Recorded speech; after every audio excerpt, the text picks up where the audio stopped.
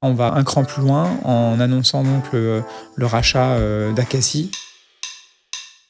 On a à peu près 50% de nos clients qui travaillent avec un expert comptable de proximité. Les autres 50%, soit se tournent vers des experts comptables en ligne, soit font toute cette partie comptabilité eux-mêmes. Une montre connectée, elle va avoir beaucoup plus d'infos que n'importe quel médecin. Mais c'est pas parce que tu as une montre connectée que tu vas plus chez le médecin. Franchement, c'est pas du tout le plan. Comme on dit en anglais, never say never. Notre équipe tech, elle arrive à sortir des fonctionnalités beaucoup plus vite aujourd'hui qu'il y a 12 mois. Écoute Alexandre, je suis très heureux, comme je te le disais un petit peu en off, de te recevoir dans le podcast parce que mon histoire avec Conto a démarré quasiment, en vrai, quasiment à la création de ma boîte. C'est-à-dire que je me suis créé à peu près en 2018. Je me demande si je me suis pas créé d'ailleurs avec Conto. J'espère. J'ai peut-être un doute. Ou alors j'ai dû le faire, tu vois, au début, en anecdote, j'ai dû le faire avec une banque tradie. Et puis ça a pas duré très longtemps et du coup je suis vite arrivé chez Conto. Mais du coup c'est pas du tout l'objet de l'intro, c'était de dire que avril 2019, j'ai regardé dans mon emploi du temps et c'était le premier event que vous faisiez à l'époque avec un peu la profession comptable d'une certaine manière. C'était un petit speech. Ce qui est drôle, c'est qu'il y avait le fondateur d'Acassi à l'époque qui était sur scène aussi. C'était vraiment dans vos bureaux assez petits et le thème c'était le cabinet du futur. Et c'est marrant de voir tout ce qui s'est passé depuis, les évolutions. Il s'est passé tellement de choses depuis 2019 et maintenant. Et donc je suis très heureux de te recevoir aujourd'hui dans le podcast de l'Accounting Business Club parce que au même titre que tes confrères dont on parlera certainement après, vous avez selon moi redessiner et vous allez encore plus redessiner, tu vois, la façon dont l'industrie change, quoi. Concrètement, même moi, tu vois, avant, enfin moi, les dirigeants d'entreprise, avant qu'il y ait Conto ou qu'il y ait les services de alors à l'époque c'était des néobanques, maintenant on va dire Compte Pro et puis après tu vas me dire ce qu'il en est après, mais c'était long, c'était complexe, on avait des retours, c'était cher. Ça a changé nos attentes. L'IA est dessus, venu encore plus changer nos attentes. Bref, ça redessine tout. Donc, je suis très heureux de t'avoir aujourd'hui au micro de l'Accounting Business Club. Au menu, tu vois, on va revenir sur quand même, si tout le monde ne connaît pas Conto, on va revenir quand même sur l'historique. Peut-être pas d'ailleurs, tu vois, parce que tu as déjà fait des podcasts, notamment 2 épisodes, tu vois, de Génération Do It Yourself, où tu rebalayes quand même bien toute l'aventure. Donc, mais là, je veux vraiment arriver à faire un focus sur la partie expertise comptable et entrepreneur. Donc, on va revenir sur tout ça. Et puis après, forcément, je veux avoir potentiellement, tu vois, il y a quelques rumeurs qui sont sorties avant que je te reçoive. Donc, qu'est-ce qu'il en est sur tout ça ? Quelle est ta vision du marché ? Quelle est la vision aussi de ce qui va se passer demain ? Il y a l'IA agentique. Comment tu vois les choses ? Voilà un peu le menu. On est ensemble pour 1 heure et quart. Et puis voilà, bienvenue. Parfait, ravi d'être là. Merci de me recevoir. Je te laisse du coup, si tu veux, la main, non pas te représenter, mais qu'est-ce qui s'est passé pour toi chez Conto sur la partie, on fait 2000, en avance un peu rapide, mais 2019-2026. Ouais, alors peut-être même un tout petit peu avant 2019, on a lancé Conto en 2017. La frustration qui nous a poussé avec Steve, mon associé, à lancer Conto, c'est qu'on avait monté une première boîte ensemble et qu'on a vu que c'était galère de gérer les finances d'une TPE. À l'époque, on avait 15 salariés, donc on était vraiment une vraie boîte, une vraie petite boîte, comme il y en a des milliers en France et en Europe. Et on voyait que ouvrir un compte, gérer les cartes, les paiements, les virements, payer les salariés, les fournisseurs, enfin tout ça, c'était compliqué. La gestion de la comptabilité aussi, avec notre cabinet d'experts comptables avec qui on travaillait, était pas très fluide parce que les plateformes n'étaient pas connectées. Bref, tout ça était compliqué. Et donc, quand notre précédente boîte a été rachetée, on s'est dit, en fait, ça, c'était vraiment une grosse frustration, une grosse pain, comme on dit en bon franglais. Et cette frustration, on a vu qu'elle était partagée par beaucoup d'entrepreneurs autour de nous. Et donc, on s'est dit, il y a une grosse douleur, une grosse pain, un gros marché. Donc, lançons-nous et essayons de résoudre ce sujet. Compliqué, complexe, mais on est prêt pour travailler longtemps pour essayer de résoudre ce sujet. Donc maintenant, ça fait effectivement 9 ans qu'on a lancé, on a bien grandi. Aujourd'hui, Conto, peut-être en 2-3 chiffres, c'est 600 000 entreprises qu'on sert au quotidien dans 8 pays européens. La France, évidemment, c'est notre marché principal, mais on est aussi dans 7 autres pays européens, notamment Allemagne et l'Italie, qui sont nos 2 autres gros marchés en Europe.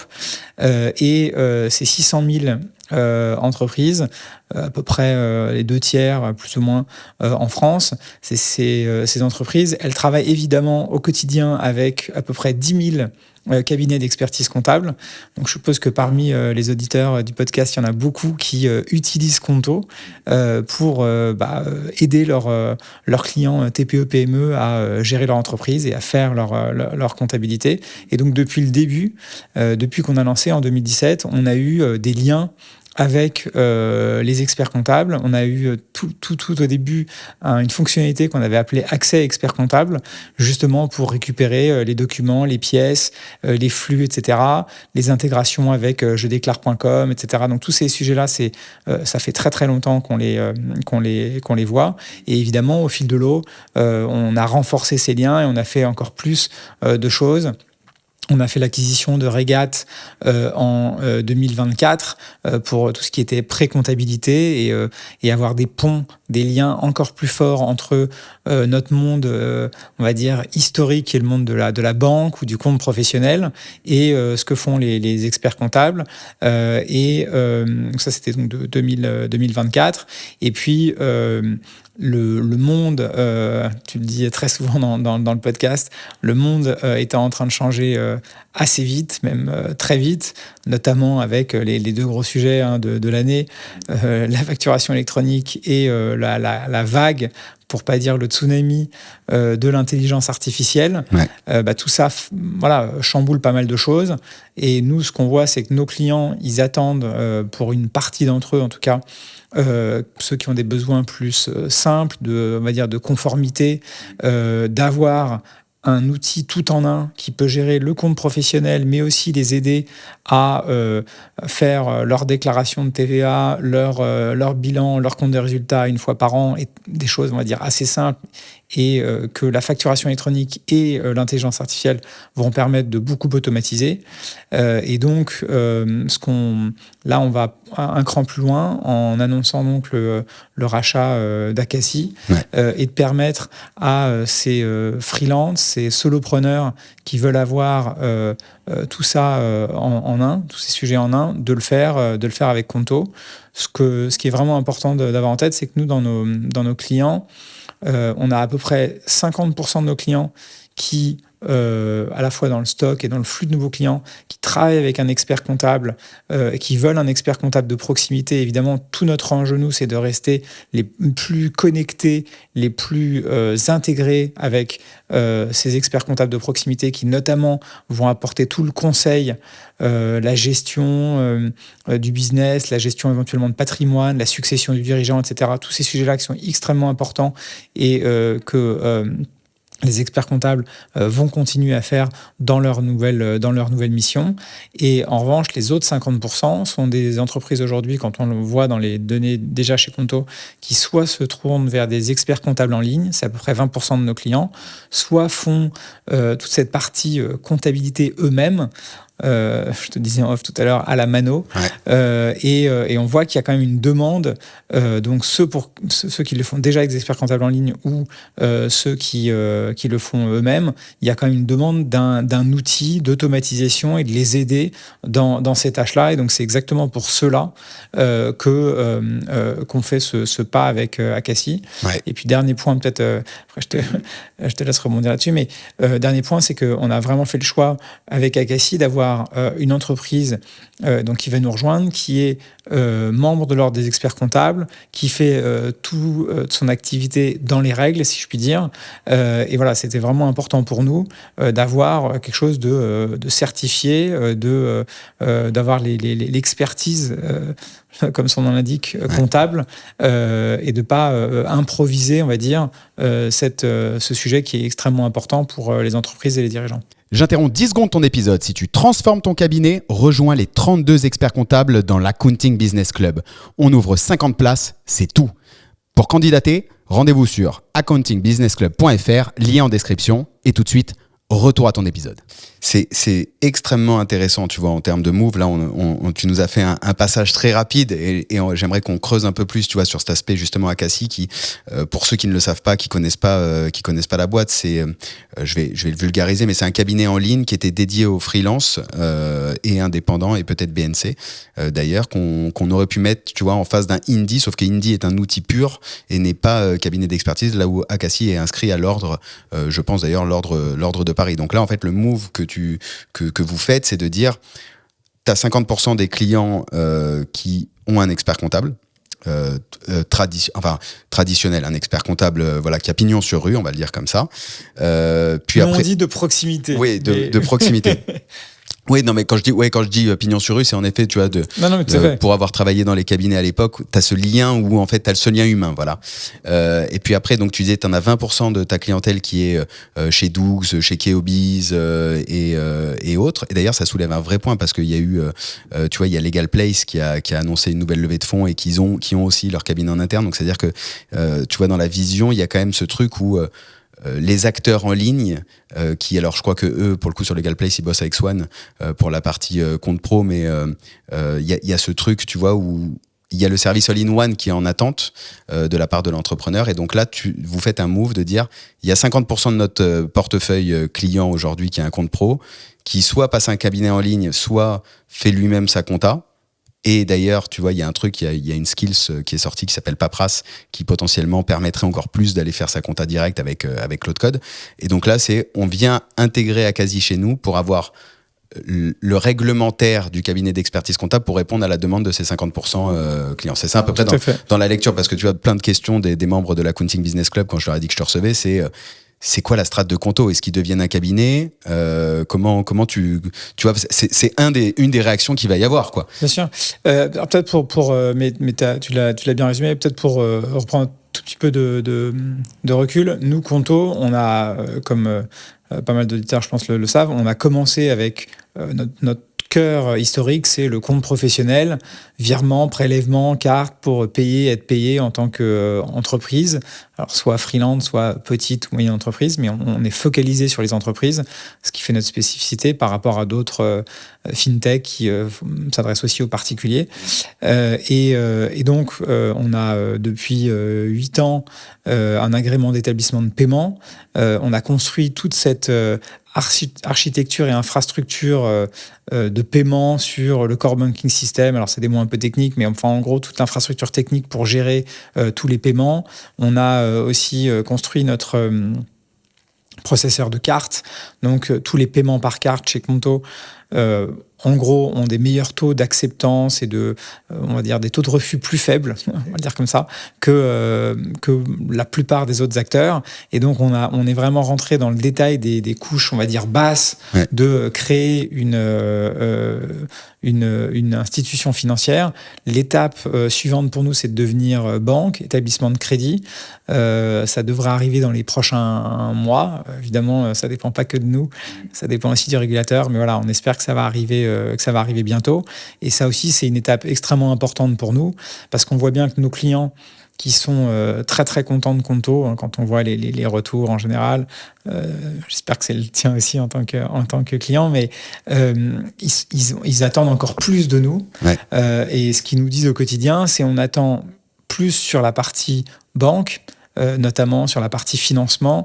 On a déjà 3 produits de crédit qu'on offre à nos clients, ouais, les cartes à débit différé, le découvert et ce qu'on a appelé le paiement de factures en plusieurs fois. Enfin bref, mais on veut faire encore beaucoup plus sur la partie épargne, sur la partie investissement. Il y a aussi beaucoup de demandes et donc c'est pour ça qu'on devient banque.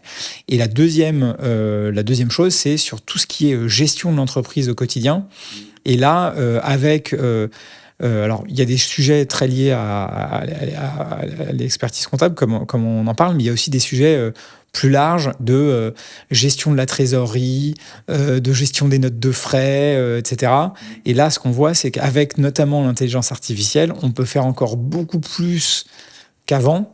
Et donc là, ce qu'on fait, j'allais dire d'arrache-pied, c'est d'intégrer toutes ces innovations et tout ce qu'on peut faire avec les nouvelles technologies en mâchant le travail des TPE-PME, parce que quand on est je sais pas quoi, alors peut-être que quand on est un designer freelance, on est peut-être un peu plus au fait de ces sujets, mais quand on est boulanger, quand on est architecte, etc., on entend partout parler d'intelligence artificielle, de facturation électronique, il y a plein de choses qui se passent, mais on n'a pas forcément le temps ni l'envie de se plonger dans tous ces sujets. Et donc nous, notre devoir, c'est de justement d'utiliser toute cette richesse de ces nouvelles technologies et de bien la packager pour que ce soit le plus utile et le plus facile possible pour les TPE-PME de l'utiliser, quoi.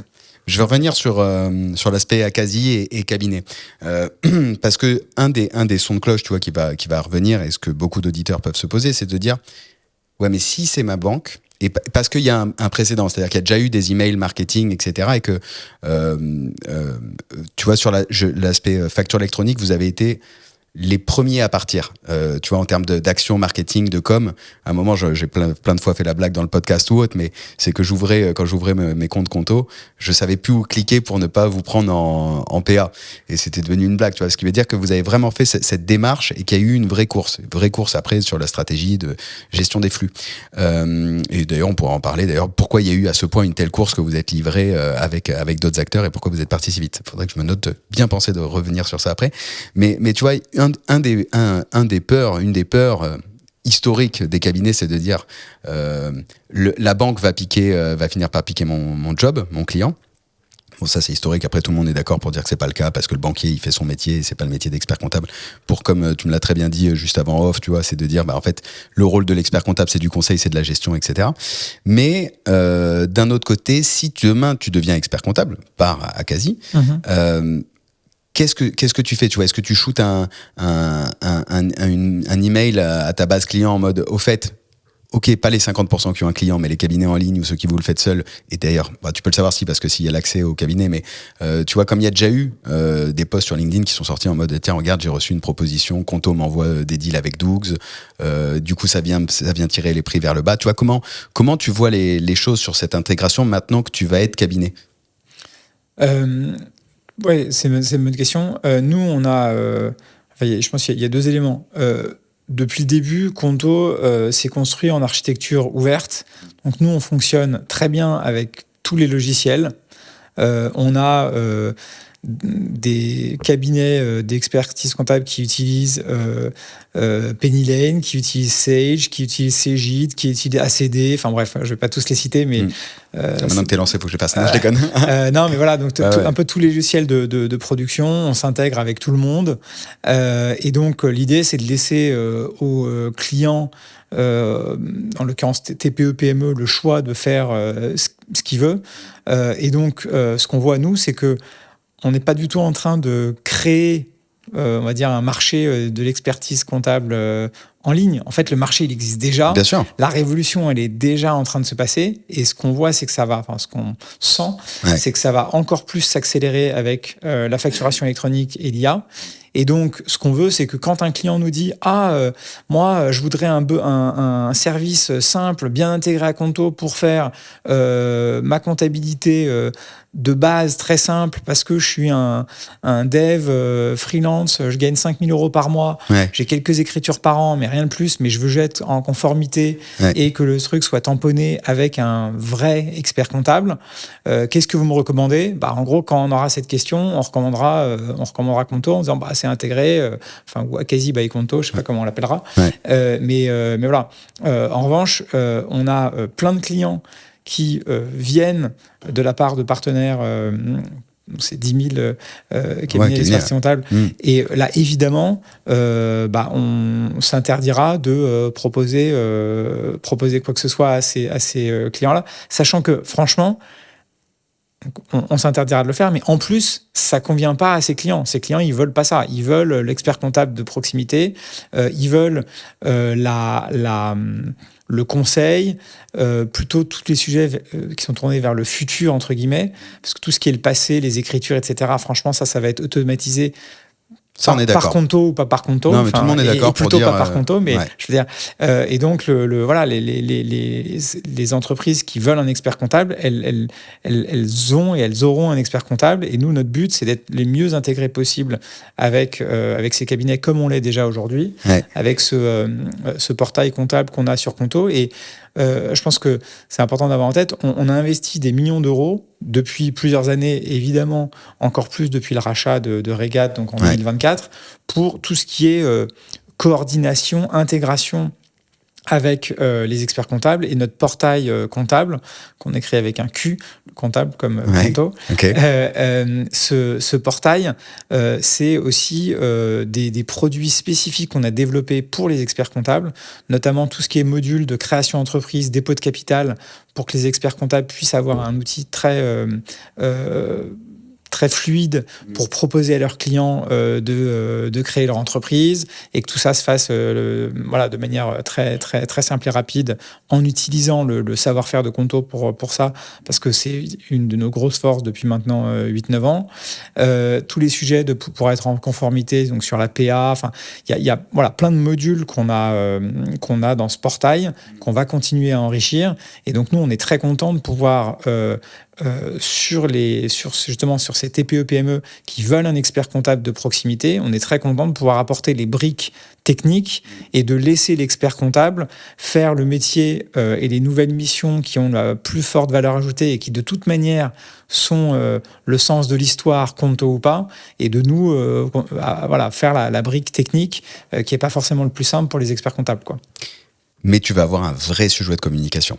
On pourrait recreuser dessus parce qu'en fait, dans tout ce qui est en train de se passer, tu vois, il y a une logique aujourd'hui de fonds de commerce, tu vois, des cabinets qui en fait leur clientèle. Et cette fonds de commerce est en train de tu vois, j'avais Romain Passili d'Incom Visma hier, on en parlait de ça, tu vois, de dire en fait ton fonds de commerce qui est ta gestion de la relation client, à partir du moment où tu la branches de plus en plus à des outils, et donc se pose la question en fait, et c'est là où tu as bien fait d'en parler, est-ce que t'es banque, est-ce que t'es outil, où est-ce que ça se place? La frontière est devenue extrêmement mince aujourd'hui, mais du coup tu vois, au bout d'un moment je me pose la vraie question de dire moi qui suis utilisateur Conto, qui suis utilisateur Pennyline aussi, tu vois, dans la même manière, mais quelle va être la place de mon expert comptable demain? À quel moment il doit repenser ses offres? Et en fait, assez rapidement, et c'est ça l'intérêt aussi de te recevoir et de tous vous recevoir dans le podcast, c'est de dire vraiment aux auditeurs, comprends que le mouvement, il est là, tu vois, parce que...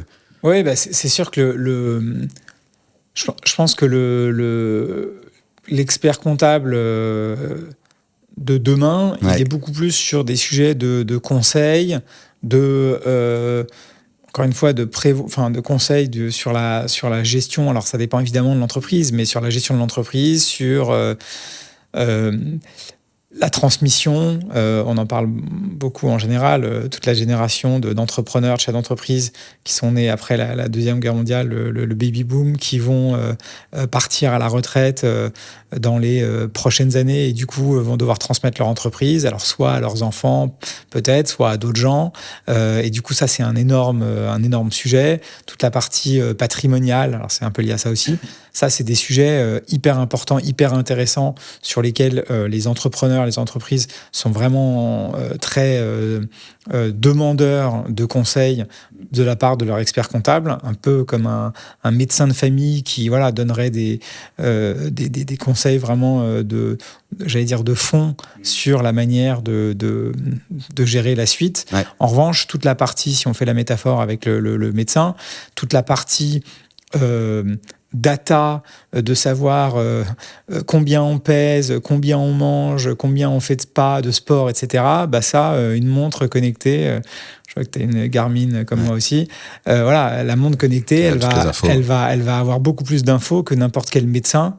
Et c'est la technologie qui permet ça, parce qu'évidemment, il y a 10 ou 20 ans, il n'y avait pas ça. Ouais. Et donc, il fallait peut-être tous les mois, n'importe quoi, ou toutes les semaines, aller chez le médecin pour se peser. Enfin, je dis n'importe quoi, mais... Ouais, il fallait que tu ailles te faire checker pour avoir tes données, alors qu'aujourd'hui, en vrai, avec toutes les données qu'on a... Et aujourd'hui, tu as ça, mais c'est pas parce que tu as une montre connectée que tu vas plus chez le médecin, surtout quand tu as des sujets importants. Et si par hasard tu as une maladie ou quelque chose.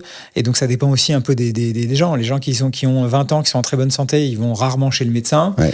Les gens qui ont un problème ou qui sont plus âgés, ils vont plus chez le médecin. Ouais. Et c'est un peu, je sais pas si la métaphore est exactement la bonne. J'aime bien parce que si je te la prends, à la limite, c'est bien pour illustrer pourquoi il faut repenser le modèle économique. C'est qu'aujourd'hui, j'ai tellement de données que si je veux, je peux monitorer beaucoup plus rapidement et d'ailleurs indépendamment mon business que avant. C'est-à-dire qu'avant, si je voulais monitorer ma santé, il fallait que j'aille chez le médecin et puis il me prenait les mesures. Alors qu'aujourd'hui, en effet, si je prends toutes mes données, je les branche avec un MCP et que je vais les mettre sur mon cloud et que je me fais tourner ma skill, j'aurai toutes mes données, je vais pouvoir prendre mes décisions plus facilement. Et par contre, j'attendrai de la part de mon coach, médecin, ce qu'on veut, des points plus précis qui est lié à son expérience. Et donc, par contre, ça va dire il faut venir, en tant que cabinet, renforcer la relation client, en discuter beaucoup plus souvent avec son client, etc. Donc, c'est une bonne métaphore, puisque ça pourrait, mais il faut aussi que je pense à venir te parler de compta agentique, parce que tout ça y arrive. Mais une des questions des membres de l'Accounting Business Club, c'était de dire, en fait, est-ce que le rachat d'Acasi, il rachète la clientèle? Est-ce qu'il rachète un moteur, tu vois, de prod? Parce qu'au final, sur Regat, pardon, c'était pas un moteur de prod, c'était un moteur de pré-prod, c'était de la pré-compta. Et donc se poser la question, en fait, une fois que tu fais ça, est-ce que tu rachetais ACD, comme il y a pu avoir des rumeurs, et on en avait rigolé avec Eric à l'époque, ou tu vois. Et en fait, donc là, est-ce que Acasi, c'est un moteur de prod qui fait que du coup, en plus d'être cabinet, t'as toute la chaîne? C'est quoi un peu le move sur ça? Oui, alors Acasi, c'est surtout une expertise sur le sujet de la comptabilité et comment un expert comptable moderne, on va dire, utilise les outils et la tech pour faire de l'expertise comptable en ligne. C'est une base client assez petite, enfin assez modeste, donc c'est pas tellement ça, mais c'est plutôt effectivement l'expertise, l'expérience de Jonathan Cohen et le fondateur et toute son équipe qui depuis des années a creusé ce sujet. Et donc nous, ça va nous permettre de développer et ça va prendre du temps, donc ça va pas non plus se faire du jour au lendemain, mais de développer cette offre pour pouvoir s'adresser aux besoins simples, vraiment de conformité de comptabilité des solopreneurs, des freelances. Alors là, je prenais l'exemple du développeur qui gagne 5 000 euros, qui fait 5 000 euros de chiffre d'affaires par mois, qui a quelques factures, achète un ordinateur, quelques déplacements, etc. Mais pas grand-chose, et qui, à la fin de l'année, veut, sans trop se tracasser, avoir sa comptabilité faite et certifiée. Et c'est important pour lui de l'avoir certifiée. C'est typiquement ce besoin auquel on veut répondre. Et aujourd'hui, on peut pas y répondre. Et donc, on fait l'acquisition d'Acasi à la fois pour l'expertise et aussi pour le fait que la société soit membre de l'ordre des experts comptables. C'est expertise et on va dire qu'elle soit vraiment intégrée. En version offre en ligne, quoi. C'est-à-dire qu'en fait, tu viens en face d'un l'expertcomptable.com qui utilise Retime dans le parallèle, ou Number Number, c'est du coup c'est le même cabinet, mais du coup Dougs, etc. quoi. Dans l'offre en ligne, sauf que tu l'auras intégré tout en un. Et donc du coup, c'est drôle parce que quand j'en discutais avec Com Foug d'Indy, tu vois, il y a eu ce sujet à un moment du move, tu vois, parce que là, maintenant, il s'adresse aux experts comptables. Alors, à la base, c'était le robot comptable, il faisait tout pour les BNC, puis après, il s'est ouvert aux entreprises. C'est pour ça que c'est très intéressant. Et puis là, il s'est ouvert au cabinet, et quand il est venu, je lui ai dit, mais pourquoi pas faire ce move, tu vois? Pourquoi pas devenir un Dougs, créer un Dougs, racheter un Dougs, anyway. Alors je prends toujours Dougs parce que je trouve que l'offre est très bien intégrée, tout est très bien fait. Il a développé son tool, son propre outil de prod. Et toi, par contre, donc lui, il a dit non, moi je vais pas sur la partie expertise parce que dans mon objectif de gestion de la relation client, je sais que c'est un autre métier. Vous, dans votre analyse, vous avez dit non, en fait, c'est une brique qui correspond à la demande d'une partie de nos clients. Oui, exactement. Et d'ailleurs, nous, Dougs, c'est un de nos partenaires aujourd'hui. On va continuer à travailler avec eux. Ouais. On a à la fois plein d'ambitions sur le sujet d'aider nos clients, mais on est aussi réaliste. C'est un nouveau sujet pour nous. On connaît pas bien. C'est pour ça qu'on fait l'acquisition d'Acasi. On connaît pas bien, en tout cas pas de l'intérieur, le monde de l'expertise comptable. Ouais. Et on sait que pour faire un bon produit, un bon service, ça va prendre du temps. Et on va commencer par les les besoins les plus simples, donc des créateurs d'entreprises qui veulent quelque chose de simple, etc. Et donc, évidemment, pour les besoins plus compliqués, on est très content de pouvoir avoir des partenaires, soit en ligne comme Doux, comme tu l'as cité, ou tout le réseau, tout le réseau de partenaires traditionnels. Il y a les 10 000 avec lesquels, qui travaillent au quotidien avec Conto, mais on a surtout, encore plus, 500 partenaires, donc 500 cabinets qui sont dans notre annuaire. Et donc, en gros, nous, on a sur notre site et dans notre app, quand un client veut avoir un accompagnement par un expert comptable de proximité, on lui dit c'est quoi ton code postal, c'est quoi ta spécialité, etc. Et on lui sort les experts comptables partenaires de Conto. Donc, on envoie aussi, entre guillemets, du business aux experts comptables.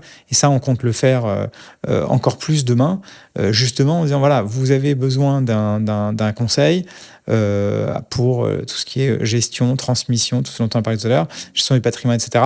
Et on a envie de développer encore plus cet annuaire et ce service où justement on envoie pour les vrais besoins de nouvelles missions dont on parle très souvent, nos clients à nos experts comptables partenaires. C'est quelque chose que vous allez faire, tu le disais en intro, tu vois, vous êtes européen aujourd'hui, Conto c'est vraiment une entreprise européenne. La France c'est le premier pays sur lequel vous allez sur l'accounting, ou vous allez regarder aussi ailleurs, parce que tu parlais de l'Italie aussi qui est un gros pays, l'Italie qui eux ont déjà eu la facture électronique depuis 7 ans, qui est déjà très avancée sur tout ça. Comment tu vois les choses? Alors les liens entre pour le dire très très très vite, la banque et la comptabilité, ils existent dans tous les pays. On voit que les liens se resserrent et les ponts, il y a tellement de ponts qu'à la fin il n'y a plus de rivière entre guillemets. C'est ça qui est fou. Donc et ça existe partout, dans tous les marchés dans lesquels on est. On fait des partenariats, des intégrations partout. En Allemagne, on a une intégration très profonde avec Datev, évidemment le logiciel leader du marché, mais aussi avec des nouveaux outils en ligne. Pareil aux Pays-Bas, en Italie, franchement partout. Et c'est des acteurs plutôt locaux. Enfin, il y a certains acteurs qui sont partout, mais il y a des acteurs locaux. En revanche, c'est effectivement en France, c'est la première fois qu'on va nous-mêmes proposer ce service. On commence par notre marché historique, le marché sur lequel qu'on connaît le mieux, et puis on verra. Mais effectivement, on a vocation à faire un service similaire dans tous nos pays européens. Et c'est d'ailleurs pour ça que je te le disais un peu tout à l'heure en off, mais on se concentre vraiment sur la partie technologique. Donc nous, tout ce qui peut être fait avec du produit technique et qui peut être européen, c'est ça qu'on veut faire. Tout ce qui est plus du conseil, une valeur vraiment locale, de proximité, etc., on est très content de s'appuyer sur des experts qui connaissent les secteurs, les régions, etc. Et donc c'est un partage du travail et de la valeur, à la fois la valeur en termes de business, mais de la valeur au sens, la valeur qu'on apporte aux clients TPE, PME au final, qui est très clair pour nous. Donc nous, on a vraiment envie de pouvoir encore mieux travailler avec les experts comptables pour qu'ils apportent toute leur valeur sur ces nouvelles missions aux TPE, PME. Mais qui renforce du coup le lien humain, quoi. Tu vois, c'est ce que j'en ressens là, c'est extrêmement important, parce que j'aimerais qu'on parle de l'établissement bancaire, tu vois, de ce que ça peut ce que ça va changer du coup demain, même pour le rôle de l'expert comptable, tu vois. Quand j'en parlais avec Nicolas de Swan, qui lui voit, tu vois, un peu les cabinets comme potentiellement une offre de banque, tu vois, ou en tout cas de conseiller. Alors je vulgarise un peu, tu vois, conseiller bancaire, en tout cas qui doit être force de proposition sur le financement. Pour moi, entrepreneur, je sais que au moment où je vais avoir besoin d'une recherche de financement, autre que le paiement fractionné, etc., je vais être obligé de me tourner vers une autre banque. Et donc du coup, je risque de sortir de ton circuit uniforme, tu vois. Comment toi tu vas, qu'est-ce que ça va changer, je dirais, l'aspect bancaire pour le client final et pour l'expert comptable? Ah oui, bien sûr. Alors, ce que je veux dire, c'est est-ce que ça va être du all-in-one tout intégré, et du coup tu vas devenir banque et compta, tu vois, et du coup l'expert comptable doit repenser tout de suite sa relation avec les nouvelles offres pour renforcer, ou comment ça va s'intégrer? Ouais. Nous, on a nous, le cœur de ce qu'on fait depuis le début, hein, depuis 9 ans, et ce qu'on va continuer à faire, c'est vraiment la partie bancaire. Alors, entre guillemets, jusqu'à aujourd'hui, parce qu'on n'est pas encore une banque voilà, établissement de paiement, c'est ça notre agrément aujourd'hui. Mais dans pas longtemps, j'espère qu'on deviendra établissement de crédit, hein, le nom technique des banques. Et comme son nom l'indique bien, établissement de crédit, on peut faire beaucoup plus de choses, notamment sur les sujets de crédit, sujet d'épargne et d'investissement aussi. Et c'est tout à fait notre volonté. On est déjà en train de préparer ce qu'on pourra faire en tant qu'établissement de crédit. En gros, plus de produits de crédit, plus de produits d'épargne, plus de produits d'investissement, etc. Donc, je suis le boulanger, tu vois, par exemple, ou créateur boulanger, ou repreneur boulanger, je vais pouvoir faire tout mon process de financement directement sur Conto. Potentiellement, tu vois, une fois que tu seras établissement de crédit, ça pourrait être... En tout cas, effectivement, c'est l'objectif à moyen terme. Alors, on va pas faire tous les types de produits pour tous les secteurs, etc., du jour au lendemain, mais effectivement, c'est l'objectif. Ouais. Aujourd'hui, on a déjà, avec les produits que tu as cités, carte à débit différé, overdraft, etc., on fait déjà en gros du crédit jusqu'à 50 000 euros pour nos clients. Et donc, ça dépend de la taille de l'entreprise, évidemment, mais 50 000 euros, ça peut déjà être très significatif, plutôt court terme, parce qu'avec notre agrément, on peut faire que du crédit de moins de 12 mois, pour le dire vite. Mais donc, voilà, 50 000 euros, 12 mois, c'est...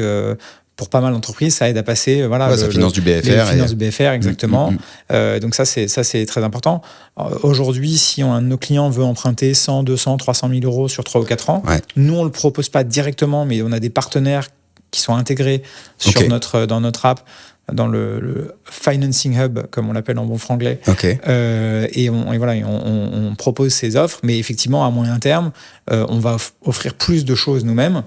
Et donc, des montants plus importants, des produits plus variés et une durée de vie qui sera plus que 12 mois. Parce qu'aujourd'hui, c'est une contrainte réglementaire qu'on a. Et donc, effectivement, à la fois pour notre... toute manière, c'est deux faces d'une même pièce, à la fois pour notre business, pour développer Conto, mais franchement, surtout pour répondre aux besoins de nos clients, on veut développer ces produits de crédit. Encore une fois, quand on demande à nos clients, on leur demande souvent est-ce que vous êtes content de Conto? Oui, la plupart ils disent oui, super. On leur dit mais qu'est-ce qu'on pourrait faire d'autre pour que vous soyez encore plus content? Évidemment, il y en a pas mal qui disent si vous pouviez développer votre offre de crédit, votre offre d'épargne, il y a pas mal de choses. Et donc, en gros, on prend les sujets un par un. Il y a 5-7 ans, ils nous disaient on voudrait que ce soit mieux sur les virements internationaux, les virements Swift, etc. On a beaucoup amélioré le service. Maintenant, on a des super retours sur la rapidité, le prix, la fluidité de ces virements internationaux. Puis ensuite, il y a eu plein de choses. Et aujourd'hui, effectivement, tous ces sujets bancaires sont très, très importants. Et il y a eu aussi la même chose il y a, un an et demi, sur la facturation électronique. Quand on disait, vous savez qu'il y a un truc qui arrive, qui s'appelle la facturation électronique. Est-ce que vous êtes au courant? Est-ce que vous êtes équipé, etc. Est-ce que vous êtes intéressé? Conto vous apporte une réponse là-dessus. Et en gros, tout le monde disait, non, on n'est pas au courant. On ne sait pas trop ce que c'est. Et oui, on aimerait bien que Conto nous apporte un truc. Donc voilà, on a... Ce qu'on fait, on le fait beaucoup tiré par les demandes, les retours de nos clients. Donc en l'occurrence, là, sur la banque. Et donc, pour revenir à ta question, le fait de devenir banque, ça augmente la palette de services, de produits qu'on peut offrir à nos clients. Et donc, on a envie de leur faciliter encore plus la vie. Aussi avec de l'intelligence artificielle, des automatisations, etc. Parce que là, évidemment, mieux on connaît nos clients, mieux on va pouvoir voir ce qu'on peut leur proposer comme crédit. Évidemment, le crédit, c'est aussi un nouveau produit pour nous, même si on en fait déjà depuis 1 an et demi, mais le rôle de la banque, il est un peu compliqué parce que la banque, elle a envie de dire oui à tout le monde tout le temps, mais en fait, si elle dit oui à tout le monde tout le temps, elle peut aussi perdre gros et à la fin, c'est dans l'intérêt de personne. Donc, il y a cette relation un peu plus compliquée à gérer parce qu'en fait, malheureusement, c'est sûr qu'on dira non de temps en temps. On dira, oui, on propose du crédit, mais vous, avec les éléments qu'on a aujourd'hui, on n'est pas capable de vous prêter. Donc, ça sera peut-être un petit peu compliqué à gérer. On apprendra à le faire bien. L'idée, c'est de le faire le plus, humainement possible au sens... proposer du crédit, le petit bouton crédit aux clients qui sont éligibles. On voit qu'avec leurs transactions, etc., ils peuvent avoir du crédit. Scorer, bien sûr. Et puis ceux qui ne peuvent pas avoir du crédit, peut-être qu'ils n'auront même pas le bouton crédit. Et du coup, ils ne passent pas 3 heures à faire une demande qui ensuite est rejetée, etc., etc. Mais du coup, tout se fait de manière beaucoup plus fluide et automatisée. Donc ça, c'est ce qu'on a en tête pour la suite. Et du coup, pour le lien avec les experts comptables, ça change, à mon avis, rien, si ce n'est que comme Conto va pouvoir proposer plus de choses, le rôle de conseil de l'expert comptable, ça sera vis-à-vis de l'entrepreneur, ça pourrait être de dire là je vois que tu as de la trésorerie, est-ce que tu t'as pensé à la placer, est-ce que Conto peut t'offrir quelque chose, et j'espère que Conto pourra le faire, et je me tire peut-être une balle dans le pied, mais je compte aussi sur les experts comptables pour dire on a vu ce que Conto propose, mais on pense que c'est pas forcément adapté à vous, vous entreprise, TPE, PME, vous avez peut-être plutôt intérêt à prendre un autre produit dans une autre banque, dans un autre service, etc. Parce que c'est ça le rôle de conseil de l'expert comptable qui est attendu par la TPE-PME. Évidemment, si Conto propose un bon produit, ce que j'espère, j'espère que ce sera recommandé par l'expert comptable. Mais si c'est pas le cas, c'est bien que l'expert comptable garde son rôle de conseil objectif, bien sûr, et vraiment dans l'intérêt de la TPE-PME. Et donc et je pense que ça aura, justement, avec la multitude d'offres, d'acteurs traditionnels, de nouveaux acteurs, etc., ce rôle indépendant, objectif, de sérieux et de fiabilité de l'expert comptable, il va être encore plus important qu'avant. Mais dans le... tu vois, avec la facture électronique, j'essaie de me projeter en fait en tant que cabinet. Je me dis ok, donc avec la facture électronique en 2027, je prends parce que là 2026 c'est le prémisse, c'est juste le tour de chauffe. Mais septembre 2027 on y sera, tout le monde le sera. Et d'ailleurs c'est pour ça que je crois avoir entendu que vous offrez du coup le logiciel de facturation si on prend la PA chez Conto, ce qui veut dire qu'en canal d'acquisition, je pense que ça doit être un bon canal. Puis après ils vont passer sur le compte pro. En fait, tu vois, j'essaie de me projeter. Je me dis ok. Ça veut dire que si j'ai ma PA ou moi en tant que client au final, je suis sur Conto, potentiellement j'ai un crédit dans une autre banque, du coup ça veut dire que tous mes flux vont s'agréger chez Conto. En tant que cabinet, est-ce que, tu vois, outre le fait que j'ai une vue Conto, est-ce que tout se déverse dans mon outil de prod, ou comment je vais avoir, tu vois, cet aspect visuel cockpit? Parce que si tu me parles de quand on parle de financement, moi, dans ma vision globale cabinet, je me dis, tiens, ok, j'ai envie d'avoir tout au même endroit, j'ai mes dossiers, je vois Alexis, Booster Digital, il est sur Conto, il a un crédit à BNP, il a ci, il a ça, ok, là, en fait, le scoring de l'intelligence artificielle de Conto, dont c'est le métier, lui faire monter une opportunité bancaire, à moi de l'appeler pour lui dire, en fait, est-ce que tu as un projet de rachat ou quoi que ce soit, tu vois ce que je veux dire, en termes de visibilité? C'est quoi ta vision du cockpit cabinet entreprise? Alors, en tout cas, peut-être une étape d'avant, nous, la vision qu'on a pour Conto, c'est qu'il y ait effectivement ce cockpit Conto, dans Conto, avec les différents comptes et les différents outils et produits qu'a le client, donc le client Alexis entrepreneur, avec, imaginons qu'il ait 2 comptes, je reprends ton exemple, un compte Conto, un compte BNP Paribas, qu'il ait dans l'interface Conto son compte Conto évidemment, et le compte BNP Paribas avec l'agrégation de comptes, tous les sujets DSP2, etc. Et ensuite nous, évidemment, si le client est d'accord, etc., avec tous les sujets RGPD, mais que ça, on puisse l'envoyer, je le dis comme ça exprès, par API, dans le logiciel de production comptable du cabinet, ou bien évidemment que le cabinet ait l'accès en lecture seule, comme on l'a déjà aujourd'hui, lecture seule, récupération de documents, etc. La même vue que le client a dans son compte Conto, mais sauf qu'il ne peut pas faire d'opération, et donc qu'il puisse voir le solde, la proposition peut-être de financement, etc. Et donc que le cabinet puisse voir ça soit directement dans l'interface Conto, avec son accès dédié, soit que les informations remontent dans le logiciel de production. Alors après, concrètement, comment elles seront présentées, je ne sais pas exactement, ça dépend du logiciel de production, mais en tout cas, nous, ce qui est sûr, c'est que les informations, elles sont ouvertes et elles sont disponibles et elles sont exportables dans les différents logiciels, comme je disais tout à l'heure, donc que ce soit logiciel A, B ou C. ça fonctionnera et l'expert comptable, le cabinet, pourra avoir les informations sur son client, ou sur ses clients d'ailleurs, parce qu'il peut avoir la liste de tous ses clients évidemment, de manière simple pour pouvoir conseiller au mieux ses clients, quoi. Conseiller au mieux ses clients et gérer au mieux aussi son cabinet, quoi. Ouais. Enfin, son portefeuille, tout à fait. Et est-ce qu'un jour tu vas racheter un cabinet, un outil de prod? Franchement, c'est pas du tout le plan. Ouais. Franchement, c'est pas du tout le plan. C'est pas au menu. Non, mais c'est intéressant. Non, c'est pas au menu. Après, comme on dit en anglais, never say never, parce que franchement, dans 10 ans, j'en sais rien où on sera le monde du chiffre, de la banque, voilà, ça va tellement vite. Ouais. Mais franchement, non, c'est pas la target, plan. Ouais. Le plan, c'est vraiment depuis le début. Le plan, ça a été, on sert les TPE-PME. Ouais. Et les experts comptables sont un partenaire clé pour bien accompagner les TPE-PME. Ouais. Et donc, au début, c'était avec un accès comptable. Ensuite, avec je déclare, ce que j'ai dit tout à l'heure. Ensuite, avec le portail, l'acquisition de régates, etc. Donc, voilà. Donc, ça, c'est vraiment, depuis le début, ce qu'on veut faire.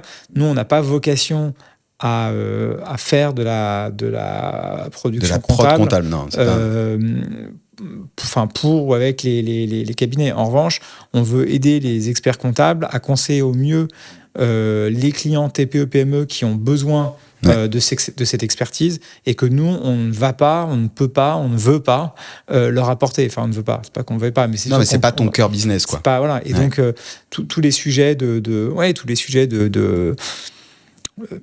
je sais pas, de fiscalité, de structuration d'entreprise patrimoniale, enfin tout ce dont on a parlé, où il y a vraiment des très gros enjeux. Et même aussi de gestion. Je veux dire, là, on parle évidemment beaucoup de l'augmentation des prix de l'énergie, peut-être de certaines matières premières, etc. Je ne sais pas s'il y a un boulanger qui réalise que, en fait, depuis 3 mois, le prix de la farine ou le prix de je sais pas quoi ou du beurre a pris 30%. Et en fait, l'expert comptable qui le conseille voit que, en fait, au fil de l'eau, quand il voit les factures mensuelles arriver, qu'en fait, le boulanger, il a peut-être pas conscience, mais qu'avec ce qui est en train de se passer, il est en train de perdre de l'argent. Et du coup, le rôle, je pense, de l'expert comptable, c'est de dire attention, tu sais que là, tes coûts de beurre et de farine, ils ont pris 30%. Donc, si tu n'augmentes pas tes croissants de 20 centimes, en fait, tu vas être dans le rouge à la fin de l'année. Et du coup, d'apporter ce conseil rapidement, en temps réel, c'est qu'on arrive grâce aux données qui arrivent en temps réel. Et du coup, c'est pré-mâchage, si on prend un peu la métaphore de la Garmin ou des capteurs, d'avoir ces données en temps réel, de pouvoir du coup prendre des décisions et faire des conseils en temps réel avec un vrai impact de gestion et dire franchement, là, si tu n'augmentes pas de 20 centimes tes croissants, à la fin, tu es dans le rouge. Et du coup, ça, c'est pour moi vraiment le rôle de l'expert comptable, de pouvoir apporter ce genre de conseils très vraiment pour aider l'entrepreneur, l'entreprise, se mettre à sa place et en ayant aussi une vision 360 de l'entreprise. Parce qu'il y a le lien de confiance, l'historique, parce que il connaît l'entreprise, il a l'image 360, il a le perso. Si c'est une boulangerie, pour prendre l'exemple, il voit où est la boulangerie, il voit le quartier, il voit qu'en fait c'est la seule boulangerie de la rue et que donc s'il met 20 centimes de plus, c'est pas ça qui va faire fuir les clients. Mais il a une analyse outre. Et d'ailleurs, tu vois, c'est important que tu en parles parce que j'allais te dire, mais ça en vrai, entre toi et moi, les flux étant digitalisés, une compta agentique pourrait me pousser. D'ailleurs, ça m'a donné une idée. Je me suis dit, putain, mais c'est vrai qu'en fait, ça, tu me mets en compta agentique, j'ai l'info qui remonte direct, quoi. Ouais. Mais ce qui n'enlèvera pas cette connaissance terrain. Je pense que, exactement. Franchement, peut-être qu'à la fin, on sera tous remplacés par des agents. Je sais pas. J'espère pas, honnêtement, parce que je ne trouve pas straguer. Ouais. Mais ce qui est sûr, c'est que la technologie avance très, très vite. Ouais. Intelligence artificielle, évidemment, mais même en général, la technologie avance très vite. Quand on regarde aussi je fais une parenthèse qui n'a rien à voir, mais la robotique, j'étais en Chine il y a quelques mois, franchement, les robots humanoïdes, etc., c'est quand même complètement dingue. Donc oui, beaucoup de choses changent très vite. Ce qui est sûr, c'est que ce qui sera automatisable entre guillemets en dernier, c'est tout ce conseil humain avec la proximité locale, la connaissance, la confiance qu'on a bâtie avec un entrepreneur, avec une entreprise, etc. Et donc je pense que de manière évidemment très objective, les experts comptables ont tout intérêt à la fois d'un point de vue business, mais aussi je pense d'un point de vue intérêt intellectuel, on va dire, de leur métier, à se renforcer sur ces nouvelles missions de conseil, d'accompagnement, de prévision, plutôt parler du futur et de comment encore mieux gérer l'entreprise de leurs clients, plutôt que de parler du passé, des déclarations de TVA, etc. Donc c'est vrai que c'est un changement qui arrive depuis quelques temps déjà, mais qui est en train de s'accélérer. Et donc je pense que voilà, j'espère que tes auditeurs se mettent à tout ça, parce que c'est effectivement ce qui est en train d'arriver. Mais je pense que d'une certaine manière, la combinaison IA et facturation électronique qui arrive en France la même année, plus ou moins, c'est aussi une chance, parce que du coup on voit vraiment bien que toute la partie production va être énormément simplifiée, et donc entre guillemets il n'y a pas de choix, mais aussi une énorme opportunité sur les sujets conseil, accompagnement et organisation du futur, quoi. Et j'allais te dire, tu vois, comment tu vois est-ce que tu peux juste m'expliquer en 2 mots, et après comment tu vois le marché septembre 2027, tu vois, m'expliquer en 2 mots pourquoi il y a eu une telle guerre qui commence là, tu vois, sur la facture électronique. C'est quoi l'enjeu, en fait? Pourquoi tout le monde veut que je signe sa PA chez lui au plus vite pour me tenir? Il y a beaucoup d'entreprises, et je le disais tout à l'heure, mais il y a beaucoup d'entreprises d'entrepreneurs qui nous ont dit, on n'a aucune idée de ce que c'est la facturation électronique, ça nous emmerde, pour le dire vite. Donc, franchement, dites-nous ce qu'il faut faire pour être en conformité, mais moins de temps on y passe, mieux on se porte, quoi. Et donc, ça, c'est une demande, un besoin que beaucoup nous ont remonté. Et donc, on a construit ce produit, cette brique facturation électronique. Ensuite, on a évidemment travaillé très étroitement avec la Direction générale des finances publiques, etc. Donc, pour être en conformité, pour être agréé, etc. Il y a eu pas mal d'allers-retours de sujets sur les dates, sur la technicité du truc, sur les protocoles, etc. Mais bon, bref, on a, je pense collectivement, fait plutôt un bon boulot. J'espère que tout va bien tenir pour le 1er septembre, là. Je pense que ce dont tu parles, la course, alors il y a effectivement un enjeu d'équiper les TPE, PME, et c'est probablement plus facile d'apporter un meilleur service à nos clients s'ils font aussi la facturation avec Conto, notamment, puis on en a parlé tout à l'heure, notamment pour tous les sujets de scoring et de crédit.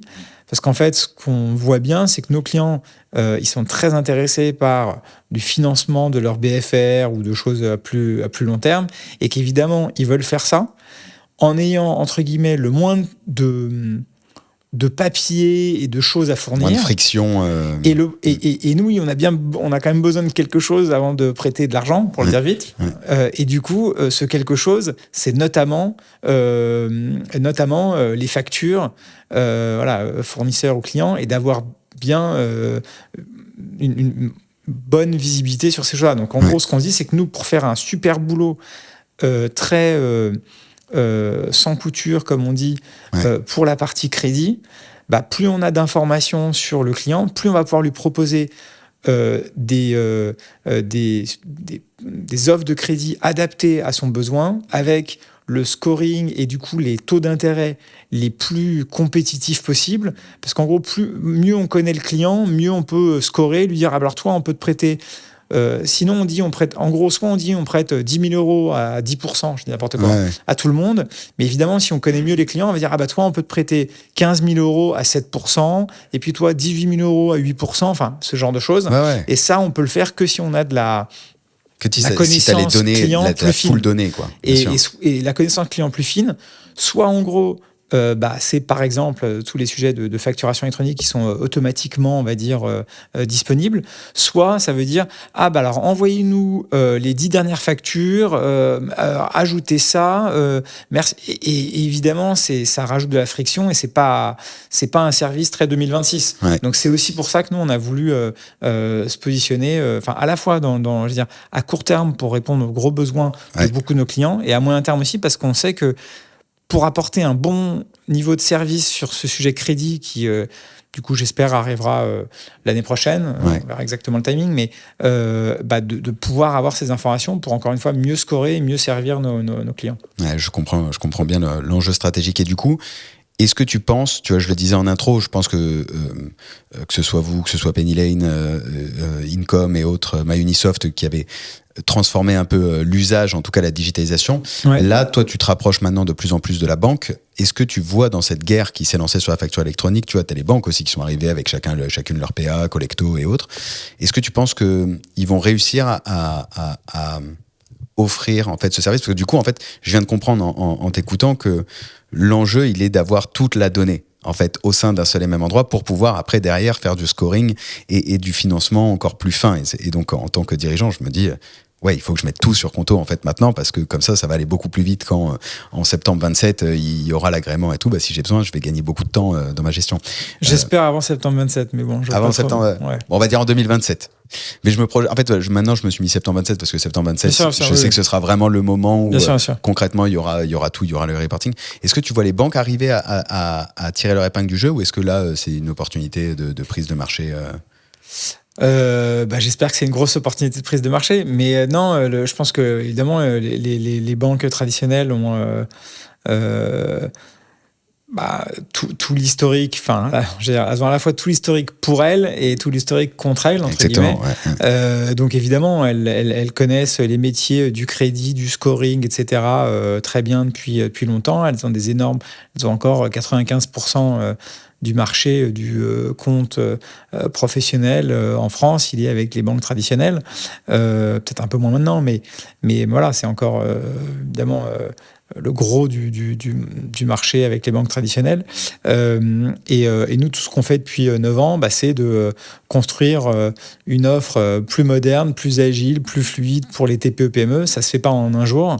On a mis pas mal de temps à construire ce qu'on a fait, et à la fois ce qui est visible du client, mais aussi tout ce qui est ce dont je parlais tout à l'heure, les briques techniques, on va dire en back-office. Mais c'est ça qui permet d'apporter un service le plus fluide, le plus fiable, etc. Ouais. Par rapport à des offres parfois avec pas mal d'acteurs mélangés.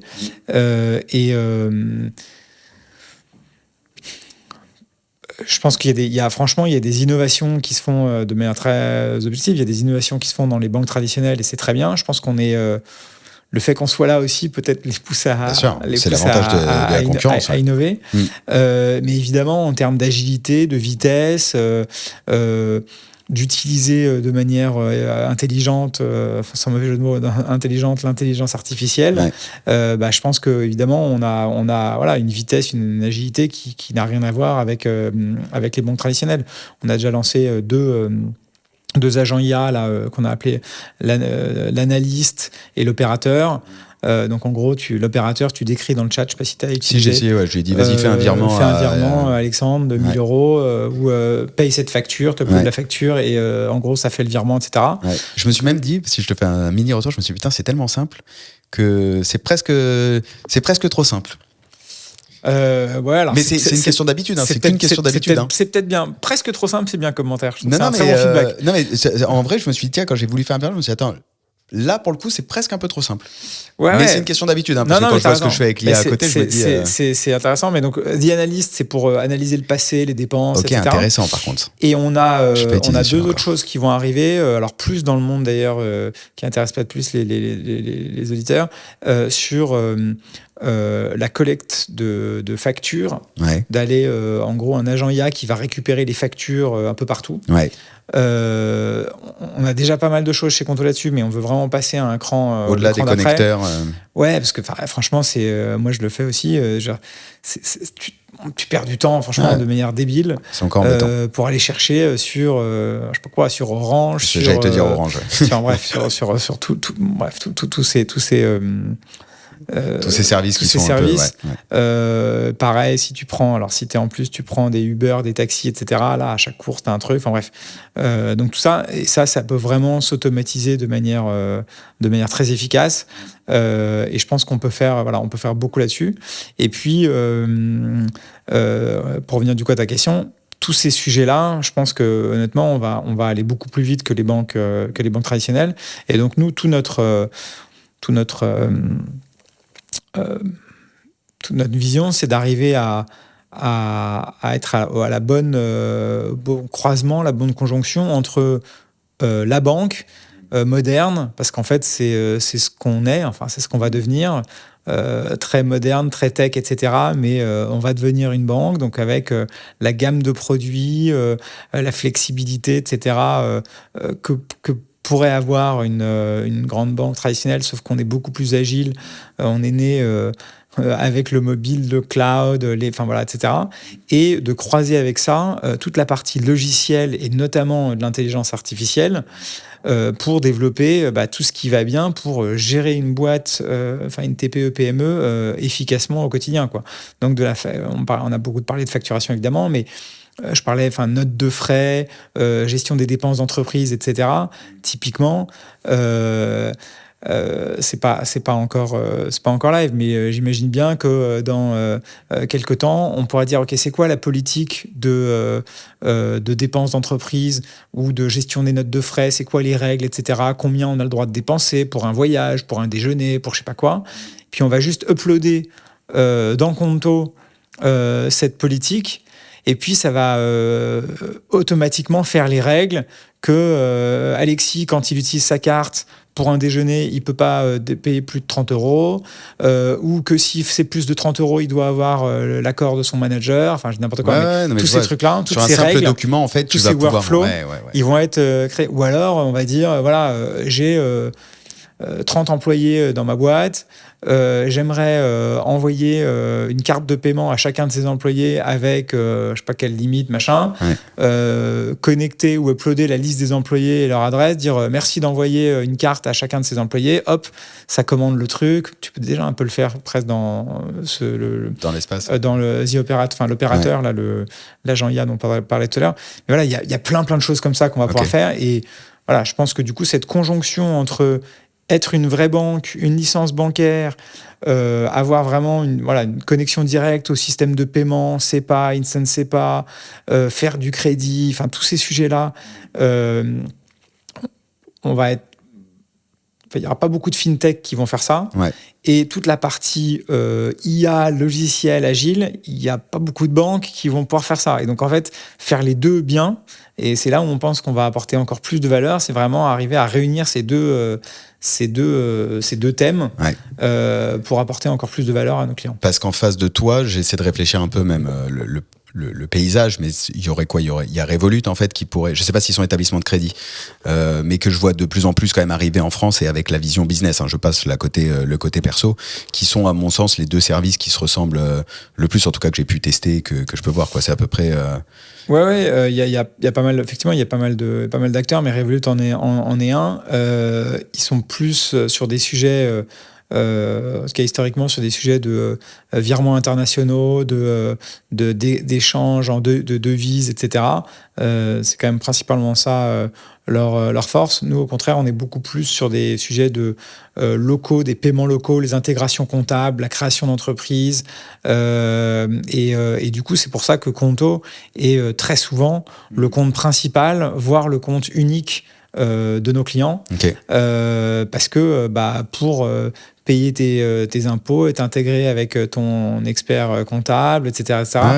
C'est hyper clé. Et ça, c'est des choses que traditionnellement Revolut n'a pas fait. A pas encore fait. En fait, ce que je trouve intéressant dans le parallèle avec Revolut ou avec tous les autres acteurs comme ça, c'est que on est en train de passer dans un écosystème. C'est-à-dire que quand je rentre chez Conto, je rentre dans un écosystème qui petit à petit se grandit, tu vois, de ce que tu nous décris là au fur et à mesure. C'est ça que je trouve très intéressant, c'est que je rentre dans l'écosystème Conto avec toute une myriade de services. Ce qui veut dire que dans la gestion de mon entreprise de service, cette fois-ci je remets la casquette cabinet, qui du coup doit être une entreprise de service, je dois intégrer qu'on arrive dans cette plateformisation des outils, d'une certaine manière.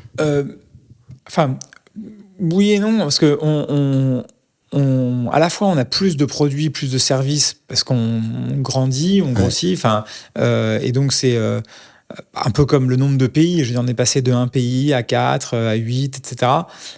Donc c'est un peu pareil sur les services. On a étoffé notre gamme de services. En revanche, on a vraiment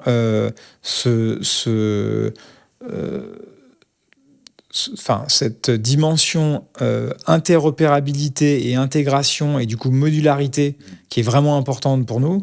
Et donc c'est pour ça que je disais, nous on a quel que soit le logiciel de production, quel que soit l'outil de fiche de paye, quel que soit l'outil de facturation éventuellement si c'est pas Conto, on peut très bien fonctionner avec le compte et la partie bancaire Conto qui est notre cœur historique, avec d'autres outils. En revanche, si on veut avoir tout au même endroit, c'est possible aussi, quoi. Donc il y a vraiment la latitude laissée au choix de notre client TPE-PME, parce qu'on a des clients qui sont très contents. Encore une fois, c'est comme pour la partie expertise comptable, mais sur des logiciels métiers spécifiques, etc. On a des clients qui sont très contents d'utiliser leur logiciel, qui veulent surtout pas changer, mais qui veulent que ce soit bien intégré avec Conto, et ça, c'est possible. Puis, on en a d'autres qui nous disent, moi, je préfère avoir une seule app. Alors, évidemment, c'est souvent lié à la complexité de l'entreprise, à la taille de l'entreprise, mais qui disent, moi je veux un truc simple, je veux pas m'embêter, je veux tout faire dans l'app Conto, j'adore Conto, vous êtes super, je vous aime. C'est pas tout le temps ça, mais souvent c'est ça. Et du coup, ceux-là, on veut pouvoir aussi leur offrir ce qu'ils nous demandent, c'est-à-dire tout sous un même toit, quoi. Mais ceux qui veulent que la salle à manger ou la salle de bain ou le salon, ils peuvent. Tu peux aussi faire, tu peux choisir. Qu'est-ce que, tu vois, on arrive bientôt sur la fin, mais comment tu vois, tu es une boîte européenne, en 2030, tu auras une sacrée vague de digitalisation. Alors c'est très dur, hein. Je sais qu'aujourd'hui, entre 2026 et 2030, il va se passer plein de trucs, mais comment tu vois Conto, tu vois, en 2030 ? On aura eu la facture électronique en France, ce sera généralisé partout en Europe. Comme tu es une boîte européenne, c'est quoi ta vision de la boîte dans 4 ans on est, si on est dans 4 ans, on est à peu près aux 2/3 de notre parcours, mais je pense qu'on a encore énormément à faire, à continuer à servir encore plus de clients. Alors en France, on en a parlé, mais effectivement, développement européen très fort, et donc aller à servir des millions d'entreprises dans l'Union européenne. Ça, je pense que c'est expansion géographique. Le deuxième point, c'est d'avoir vraiment profité, on va dire, de notre licence bancaire pour vraiment enrichir la gamme de services bancaires pour nos clients. Crédit, épargne, investissement, c'est des sujets clés pour nos clients, et on veut vraiment apporter la réponse à leurs besoins, à leurs questions. Il y a évidemment un gros sujet sur toute la partie IA et agentique. C'est difficile d'imaginer exactement ce qui va se passer dans les prochaines années, mais on gérera sûrement pas une entreprise dans 3-4 ans comme on le gère aujourd'hui, notamment sur les sujets gestion financière et les chiffres, tellement de choses vont être pas forcément automatisées à 100%, mais en tout cas la récupération des chiffres, la proposition de scénario. Je sais pas, je prenais l'exemple de la boulangère tout à l'heure qui devrait peut-être augmenter ses croissants de 20 centimes. Peut-être qu'il y a un truc qui va dire, basé sur l'historique des boulangeries en France et du big data qu'on a pu récupérer ailleurs. Et peut-être aussi, d'ailleurs, nous, ce qui est intéressant, ça fait longtemps qu'on dit qu'on veut le faire, mais on l'a pas encore vraiment fait, mais d'essayer d'avoir des moyennes ou des benchmarks intra-Conto, parce qu'on a plein de boulangers qui sont chez Conto, et peut-être qu'un nouveau boulanger qui se lance, si on lui dit on peut t'aider à construire ton business plan, parce qu'on sait que en moyenne, un boulanger, ça fait 100 000 euros de chiffre d'affaires, n'importe quoi, et 30 000 euros de loyer, et 30 000 euros d'achat de matières premières, et puis 15 000 euros de salaire, et puis du coup il reste tant. C'est ça en général une boulangerie, c'est ça qu'on voit. Ça peut l'aider à se lancer. Je me perds dans ma réponse, mais bref, en gros je pense qu'il y aura énormément de choses à faire sur ces sujets, et voilà, donc nous ce qu'on veut c'est continuer à bien servir nos clients TPE PME, à s'appuyer sur nos experts comptables partenaires pour toute la partie conseil. Je pense qu'il y a, on en a parlé, mais toute cette transmission d'entreprise de TPE PME en France qui va se passer dans les prochaines années. J'ai oublié le chiffre, mais je crois qu'il y a 500 000 TPE PME qui vont changer de main dans les prochaines années. Donc je pense que c'est un énorme sujet à la fois pour les entrepreneurs individuellement, mais aussi collectivement pour la société et l'économie française. Nous, ce qui nous a vraiment emballé dans l'idée de servir les TPE PME depuis le début, c'est que c'est des vraies boîtes, c'est des vrais gens partout dans le territoire, dans toutes les industries, et donc qui emploient la moitié qui revendent la moitié des emplois en France, etc. Donc en fait, si on fait bien notre boulot, on espère que ça va aussi aider les entreprises à se développer, être plus performantes. Et du coup, si chaque TPE PME va un peu mieux et recrute une personne, franchement, ça a un gros impact positif sur le chômage et sur plein d'autres choses. Donc voilà, c'est un peu ça qu'on se dit. C'est un peu les petits fleuves font les grandes rivières. Et du coup, nous, on espère qu'avec un super service qui utilise la technologie et toutes les nouvelles technologies qui vont encore arriver, on va réussir à aider les TPE PME à être encore plus performantes et du coup à avoir un impact sociétal, on va dire, encore plus positif, quoi. Et juste, tu vois, dans la fin, parce que tu en parlais un peu de l'IA agentique, et je pense que c'est super important quand je vois ce qui est en train de se passer aux US, tu vois, sur certains tools. Je t'en parlais en 2 secondes en avance, Ramp, qui pourrait être pas tout à fait le parallèle parce qu'ils étaient vraiment sur les expenses, les dépenses pures d'entreprise, mais au final ils commencent à grandir et loin. Et là ils viennent de sortir leur outil full agentique à destination des cabinets, tu vois, en mode on te prépare toute la compta en agentique. Vous, tu vois, c'est quoi un peu ta vision de l'agentique? Est-ce que, comme beaucoup de boîtes, tu fais des deals avec Claude et OpenAI et du coup vous construisez les moteurs dessus? Et Mistral. Putain, je l'oublie tout le temps. J'ai honte à chaque fois, je l'oublie tout le temps. En plus, je fais une soirée chez Alan la semaine prochaine où on va parler de ça, mais t'as raison. Ou Mistral. Tiens, t'as raison. D'ailleurs, peut-être que tu fais tourner Mistral. Comment tu vois un peu l'imbrication? Est-ce que tu développes toi les modèles? C'est quoi la vision sur tout ça? La vision, simplement, c'est qu'il y a énormément de choses à faire, mais que du coup on se concentre sur ce qu'on a le plus de chances de bien faire avec nos capacités, nos budgets, etc. Donc évidemment qu'on utilise les modèles existants, ceux que tu as cités, dont Mistral. Voilà. Donc Mistral, OpenAI et Anthropic, Claude. Et en permanence, on voit ce qui est le plus adapté à nos clients, évidemment, enfin nos clients, le use case de nos clients, en ayant aussi évidemment une couche Conto pour adapter tous ces modèles à... oui, parce que j'imagine que quand j'utilise l'assistant IA Conto dont on parlait tout à l'heure pour faire ma facture d'un coup, c'est un des 3 modèles qui doit tourner derrière et qui prend la requête, quoi. Mais c'est vraiment important parce qu'on parle beaucoup d'IA et évidemment c'est, je disais tout à l'heure, tsunami, enfin une vague en tout cas énorme. Tsunami, c'est peut-être un peu négatif comme mot, mais en fait c'est juste une nouvelle technologie alors qui est très très puissante, etc. Mais nous, ça fait 10 ans, enfin 9 ans, qu'on utilise plein de briques technologiques différentes pour faire tout ça. Donc typiquement, on avait déjà pas mal d'outils de chatbot qui franchement fonctionnent très bien en qualité de réponse, en satisfaction des clients, etc. Avant l'IA. Donc on a eu plein de sujets de machine learning, notamment par exemple de détection de la fraude, etc., avant qu'il y ait de l'IA. Alors aujourd'hui, on utilise aussi l'IA et des agents IA pour des sujets de détection de fraude, par exemple. On utilise des agents IA pour les sujets de chat et d'automatisation du support client, en tout cas une partie. Mais je veux dire, on n'est pas passé de rien à tout ça. Ça a été un continuum. Par exemple, un autre sujet aussi très concret sur l'OCR pour lire des factures, récupérer les informations, les montants, les dates, montants de TVA, etc., les IBAN, etc. Ça fait pareil, 7, 8, 9 ans qu'on travaille sur le sujet de l'ECR, mais aujourd'hui, grâce à l'IA, il y a des niveaux de qualité encore meilleurs, et donc ça permet de monter encore d'un cran ou deux, mais c'est plus que c'est un saut assez important, mais en fait c'est la continuité de tout ce qu'on fait. Donc, dans les prochaines années, il y aura peut-être des nouvelles technologies, il y aura peut-être des nouveaux trucs de je sais pas quoi, d'infrarouge, je dis n'importe quoi. Et donc s'il y a ça, on les utilisera pour voir comment encore mieux servir nos clients.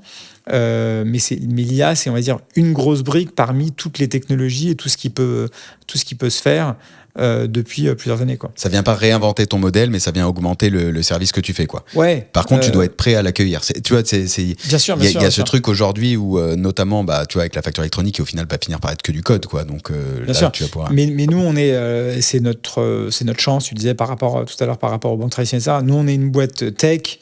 On a une équipe tech de 500 personnes, et ça, c'est que les ingénieurs. Je ne parle pas des produits design, etc. Donc, on a en termes de budget, de moyens humains, financiers, etc. On est très très tech, quoi. Et en plus, une appétence évidemment de l'équipe en général sur les sujets tech, et donc d'IA. Évidemment, on utilise tous l'IA au quotidien. On est en train de réinventer pas mal de process internes avec l'IA, que ce soit le recrutement, évidemment la génération de contenu, de design, de code. Enfin, tout le monde réinvente son travail avec de l'IA, exactement comme les experts comptables vont réinventer le leur avec de l'IA. Donc on est tous confrontés, franchement, à cet énorme changement. Alors en plus, il y a la facturation électronique qui impacte le truc, mais l'IA, ça touche vraiment tout le monde. Et donc nous, il y a tout ce qui est visible du client. On a parlé des agents IA, mais aussi tout ce qui est en interne. On refonde quand même pas mal de choses, quoi. Ça va de la prise de notes, de réunions, de résumés, etc., des trucs un peu de base, à des métiers qui sont vraiment changés, parce qu'on va pouvoir typiquement sur des designers ou des ingénieurs qui avant passaient du temps à écrire du code. Maintenant, ils vont passer beaucoup plus de temps à réfléchir à un vrai métier, entre guillemets, d'ingénieur. Donc, comment on architecture les briques techniques, comment les services doivent fonctionner entre eux, comment on structure les bases, etc., etc. Mais beaucoup moins à écrire du code avec leurs 10 doigts. Et je pense que pour les experts comptables, c'est un peu pareil. Ils vont passer beaucoup moins de temps à faire des écritures comptables et de la production comptable, mais en revanche, toute la partie structuration, architecture et réflexion plus moyen-long terme de comment, en l'occurrence, les entreprises dont ils sont les conseils vont devoir agir, se comporter, prévoir l'avenir, ça va être plus ça. Donc c'est très, ça touche vraiment tout le monde, quoi. Et nous, on le voit bien dans tous les métiers. Chez Conto, c'est comme ça que c'est en train de se passer, quoi. Tu vois, en dernière question, parce que je vois que le temps file, mais justement, c'est très important pour moi. Comment tu fais, toi, pour arriver à diffuser, même si tu es une boîte jeune et que j'imagine que la moyenne d'âge est assez jeune, comment tu diffuses la culture de l'IA ? Pas mal d'éléments, mais déjà en montrant l'exemple au niveau de la leadership team de Conto, où en gros on utilise l'IA et où on encourage les gens à tester, peut-être à faire des erreurs, à prendre des risques, et à pas louper entre guillemets le train de cette nouvelle technologie, à se dire que nous on a pas du tout de vocation à réduire les effectifs de Conto avec l'IA. Et donc, à l'inverse, c'est plutôt que si on n'utilise pas l'IA, on va passer à côté de quelque chose, à la fois individuellement et collectivement. Et donc, les gens qui n'utilisent pas du tout l'IA chez Conto, franchement, ils vont pas pouvoir rester chez Conto, justement parce que sinon, ils vont plus du tout être au goût du jour, entre guillemets. Et donc, on y va, on essaye. Et donc, si on est designer, ingénieur, copywriter, on utilise l'IA pour faire du travail plus efficace, plus rapide, du coup, pouvoir peut-être, je sais pas, faire plus de contenu, plus de fonctionnalités. C'est d'ailleurs ce qu'on voit déjà, hein. Notre équipe tech, elle arrive à sortir des fonctionnalités beaucoup plus vite aujourd'hui qu'il y a 12 mois. Ouais, c'est marrant. Et donc, je sais pas, avant, on pouvait sortir, je dis n'importe quoi, 3 fonctionnalités par mois. Maintenant, c'est plutôt 4-5. Enfin, je donne des chiffres un peu. Ouais, mais c'est une vraie. Imager. En fait, c'est que tu l'as palpé. Et donc, ça se voit comme ça. Et donc, en fait, quand nos clients, ils attendent 3 ou 4 ou 5 améliorations, en fait, on peut les sortir plus vite. Et donc, tout le monde, on est tous collectivement super contents de voir que, en fait, il y a des effets hyper positifs. Alors, parfois, c'est un peu dérangeant parce que la manière de travailler, elle est différente, etc.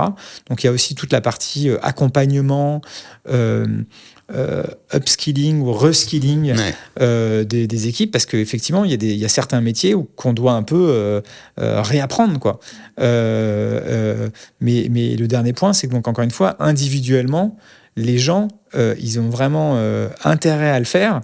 Parce que si on est ingénieur, designer, marketeur chez Conto aujourd'hui, mais peut-être dans une autre boîte dans 3 ans, 5 ans, 10 ans, si on n'a pas du tout appris à gérer l'intelligence artificielle, on n'aura pas du tout une valeur sur le marché la même que si on a au contraire fait cette technologie. C'est un peu comme si, c'est vraiment galvaudé ce que je veux dire, mais c'est un peu comme si on parlait de l'apprentissage de l'anglais.